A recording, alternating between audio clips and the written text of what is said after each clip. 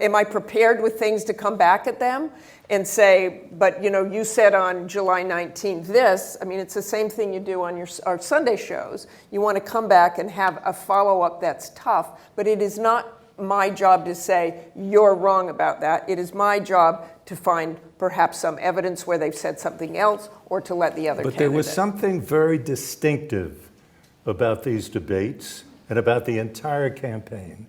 And Chris said before, the essential element in it was Donald Trump. He was the one. If it were not for Donald Trump, you wouldn't have had these astronomical ratings.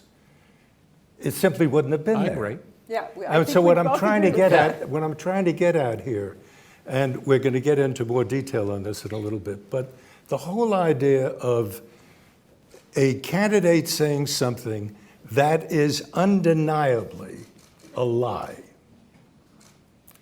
If you don't feel it's your responsibility to challenge, then the lie stays there. But I'm not saying don't challenge. I'm just saying the way you worded that, Marvin, you are wrong about that. I don't think that's the way to do it. I think if you have something to challenge, then you shouldn't have said it.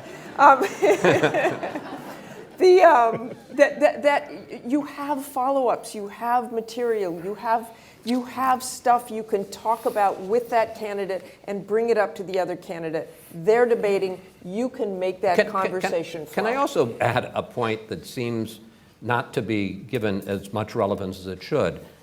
The other person on that stage told untruths as well. It wasn't like it was just Donald Trump who told whoppers, so did Hillary Clinton. And you get into a slippery slope, Marvin. If you start to say, well, I'm going to fact check and say what Donald Trump said here is wrong, do you have an obligation then to do to Hillary Clinton? Well then, but if you're going to do it on this level, what you consider an outrageous whopper, well, how about the kind of medium whopper?